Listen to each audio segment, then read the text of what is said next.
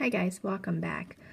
Today I just wanted to show you a little trick that I'm going to be doing to fix the inside of this door molding. There is probably about 1/4 of an inch right here between the thickness of the door and the wall, and I'm not talking about the gap that's going alongside of it. And the reason that is because I decided not to use their kit door. I went ahead and bought a door. So to make this door work, what I did was took 2 pieces of this real thin wood that they sell at the craft store, and I cut it to fit alongside of here. And I put very little bit of glue on it.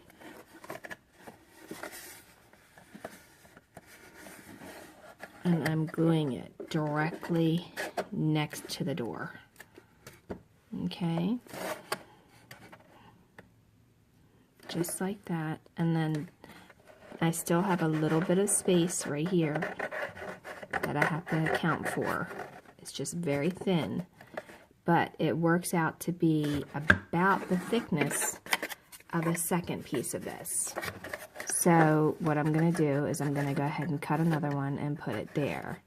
However, you know, if it happens to be too much, then you don't need the second one on the other side. It depends on how your kit is and how the wall is. After that, I'm going to take a piece and I'm going to measure it to go across the top.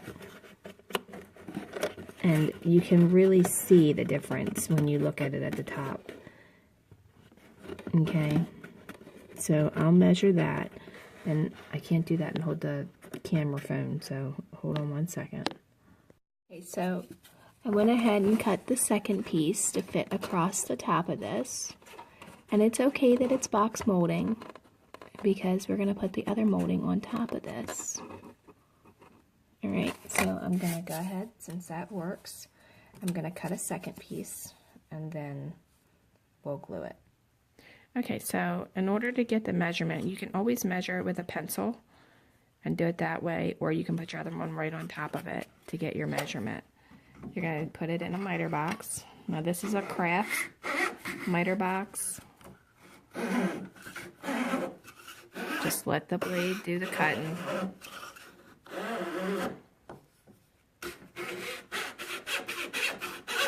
And then there you go. Okay, so then you end up with 2 just like that. You can either glue them together before you put them up there, or you can glue them one by one. Okay, so if your wood does not want to stick to the glue right away, you can always put one of these little clamps on it to hold it before you put your next piece on. Make sure that if any glue squishes out, that you get something pointy and you wipe it out, otherwise you will see the glue in the seam. Okay? So I'm going to go ahead and glue these 2 pieces together. While I'm waiting, I'm using the Elmer's Wood Glue Max. I really have had great luck with that. If you don't have Elmer's where you live, you can order it on Amazon. Again, I'm just putting just enough glue on here, and then I'm going to spread it out. Now what I'm using to do this with is just a coffee stirrer, believe it or not.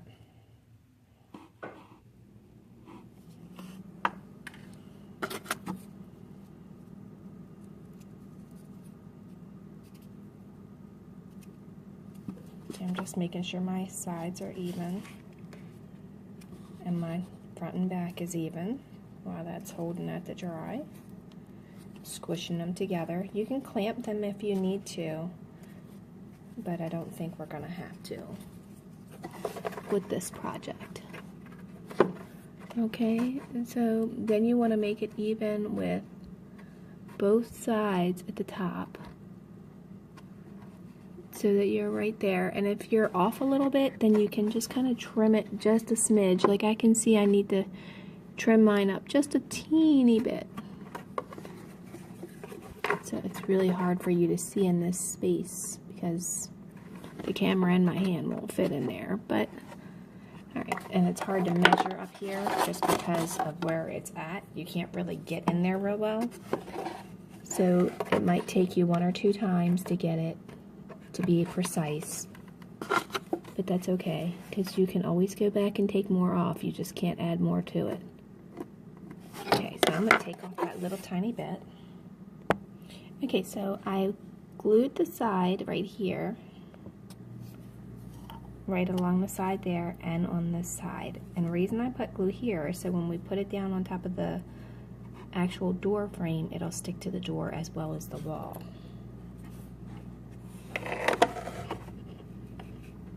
Now you just want to go ahead and put it right in there, press it down real close to the door so that you get it right on top.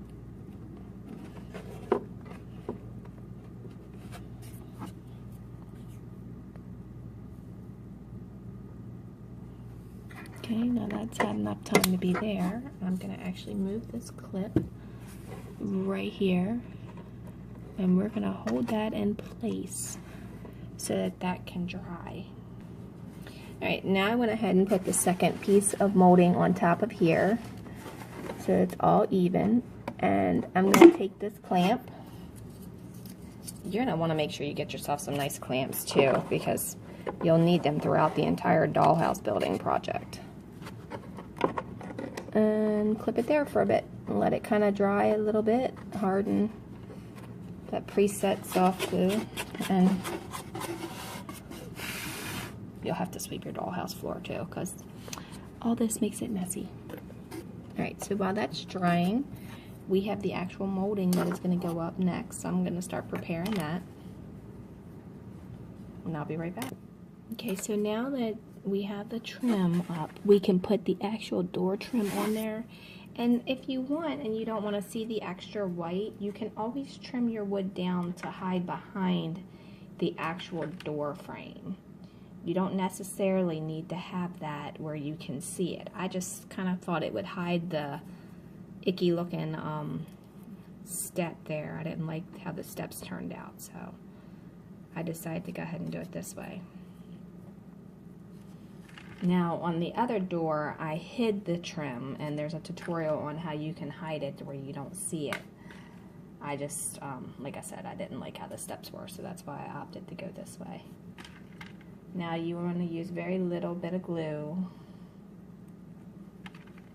and I'm actually putting the glue on it right now. Sorry I can't do that in front of the camera because there just isn't enough room in there for this long piece to show you how to put the glue on it, but I think you kind of get the idea.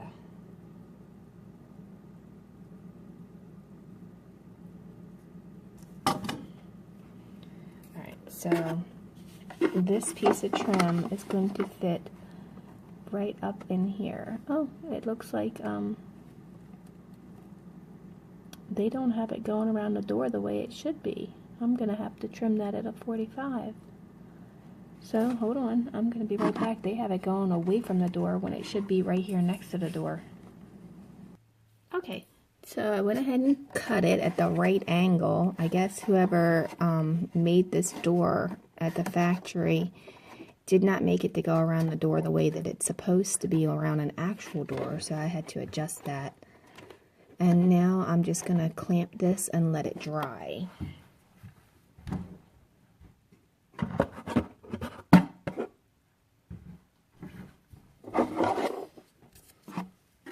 Make sure that you have these kind of clamps for this, because the other clamps are going to be kind of hard to twist in a small space like this. But this should fit just fine once it dries and everything. So you just clamp it, and then for this side, you're going to have to create a wedge to lock that on there. Okay, so right here, I have created this little wedge between the steps and the door, because you can't really get a clamp back there, but you still need to be able to hold that shut until it dries.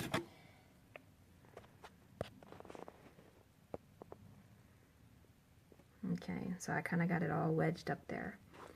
But overall, it's not going to be bad when it dries. It's going to look actually kind of nice, I think. And it's got the wider door frame, and if you want to put some extra trim around there, you can. But like I said, there is a tutorial if you don't want to see the white around here. I decided that I like that there because of the way these steps are.